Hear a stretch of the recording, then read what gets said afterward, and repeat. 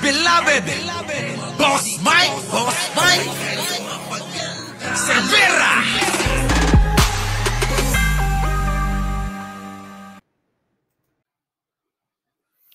Magandang umaga, magandang hapon, at magandang gabi sa mandako ng mundo. Naroon kayo. Siyempre, magandang buhay na rin para sa ating lahat. Eto na ngayon mga boss.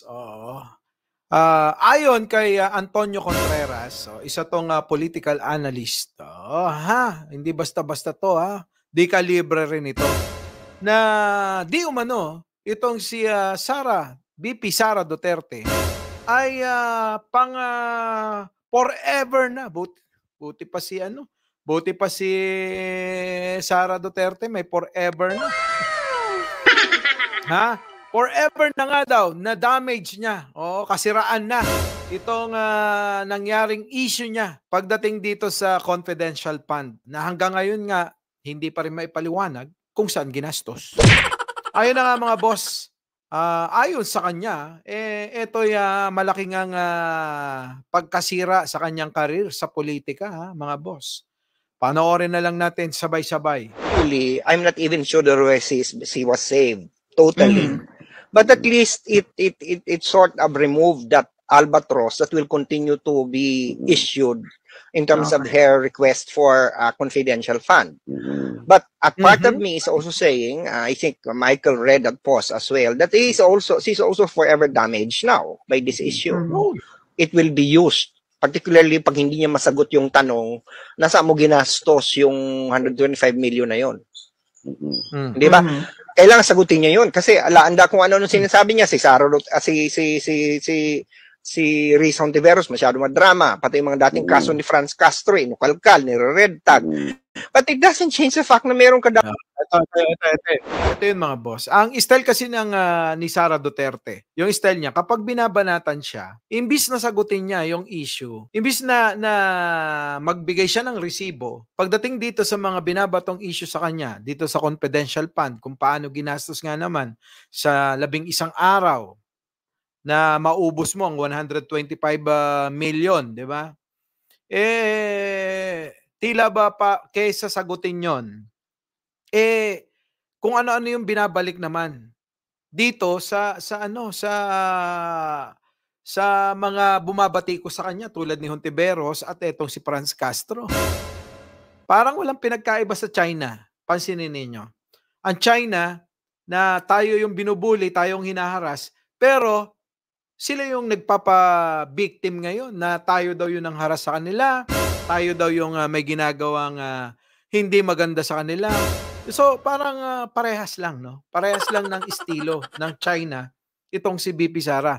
Na ito na nga binabati ko siya patungkol dito sa confidential fund na 125 million hanggang ngayon nga hindi pa rin ipapaliwanag ng maayos ni VP Sara. Imbis na sagutin niya yon, ang ginagawa niya, binabanatan niya, inuungkat niya yung mga issue ng netong mga tao na bumabati ko sa kanya, tsaka niya ipangbabangga dun sa issue na binabato sa kanya. 'Di ba? Minsan mali itong itong mga nakapaligid kay Sara. Dapat siguro palitan niya lahat 'yon kasi mali-mali yung mga mali-mali yung mga estratehiya na ginagawa ni VP Sara patungkol sa pagsagot, patungkol sa mga sa mga kaparaanan kung paano nila lulusutan etong issue na to. Kaya nga etong si Professor Antonio P. Contreras pinaliwanag niya na panghabang buhay na, forever na itong kasiraan. Forever ng damage ito kay VP Sara dahil nga hirap na hirap silang ipaliwanag kung paano. Ang hirap nga naman yun kung hindi nga naman napunta talaga sa dapat puntahan, dapat lagakan na mga proyekto. At pili lang yung mga proyekto na dapat paggamitan nitong confidential fund na to. Panoorin natin para mas mas maliwanagan. Dapat ipaliwanag saan mo ginastos yung 125 million.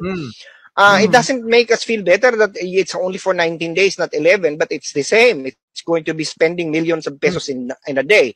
Doon sa 19 na yun, kasama doon ng Sabado at Linggo, kasama doon ng Pasko. Ang 24 25, kasama doon ng Rizal Day, hindi ba? So pagbibilangin mo 'yon, 'di ba? So ang saan ginastos? And to think that confidential funds are for surveillance purposes. Exactly. Iba pa yung papuntuhin ko. No? Hindi ito pwedeng gumastos ng pagkain o bibigay ka na. Kaya yun ang pinapalabas nila. Purposes. Ang mga dinidepensa ng mga tao, ang mga dinidepensa na ginagamit ng pandepensa kay Sara Duterte. Kasi ang ibig sabihin daw niya may plano na siya at efficient sa paggagastos. Ang sagot ko doon ay kung may plano na siya, ba't hindi niya maipaliwanag yung plano na yun sa ngayon na tinatanong? Diba? Kung may plan ka na, di alam mo na kung saan mo ginastos. Pangalawa, may sinasabi pa na marami kasi mga dapat bigyan ng tulong si Pangulong Vice President Duterte. Merong ayuda, may 20 satellite office siya. Hindi po pwede yun doon. Yung mga security guard niya, lumaki. Hindi ba? Ang sagot yan, hindi po yan pwede. Yung 125 million confidential fund yan. Nakalagay po doon sa memorandum circular na yan ay hindi pwedeng gastusin sa personal services, hindi pwedeng gastusin sa honorarium, hindi pwedeng gastusin sa ayuda. So, lahat yan, hindi nga niya pwedeng pambayad yan doon sa mga security guard niya. Dapat yan, binabayad niya sa safe houses, binabayad niya na ayuda, pabuya sa mga informant, di ba? Yun, di ba? Boss, totoo naman yung sinabi ni professor, syempre, magaling yan eh. Idol natin yan, ng panahon ng kampanya, kasama natin yan. Yung mga opinion niya nagagamit natin na napupulot natin. At ngayon nga, etong pagpapaliwanag nga ni BP Sara na ginastos daw sa pag-aayuda, na tulungan, hindi nga pwedeng gastusin dun yun. Di ba? Dahil eto pang intelligence lang. Pwede mo yan nga na ipabuya kung sino yung mga tao na na mga inutusan mo, mga informante mo para magbigay sa iyo ng mga impormasyon patungkol sa mga tinatrabaho ninyo, kung sino yung mga sinusundan ninyo, kung sino yung mga tinitiktikan ninyo. Di ba? Ginagastos yan. Halimbawa, itong mga informante mo, kailangan mo itago, kailangan meron silang tuluyan na hindi sila makikilala o matutunton ng kung sino man yung mga tao na inyong tinatrabaho na dapat safety sila. Kaso nga, hanggang ngayon, hindi pa rin may paliwanag ni BP Sara. Dahil nga, hindi lumusot yung kanyang palusot na kesyo daw ginamit niya sa mga satellite niya, kesyo daw ginamit niya sa mga ayuda niya, kesyo kung ano-anong mga binayaran niya. Hindi nga doon. Merong memorandum na nagsasabi na hindi nga po pwedeng gastusin dyan yan. Hindi para yan dyan. At alam mo yan na hindi para dyan yan. Bakit ngayon? Yan ang ginagamit mo. So maliwanag sa isipan ng maraming kababayan natin ngayon, binulsa mo yung 125 million. Diba mga kababayan?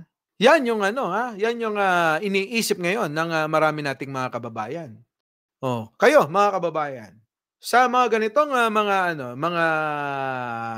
mga opinyon ng mga kilala sa ating lipunan. Ito Professor Antonio Contreras, kilala ito. 'Di ba? Na natin yan, lagi nating napapanood at pinapanood. Mga kababayan. Kayo, ano ang opinion ninyo?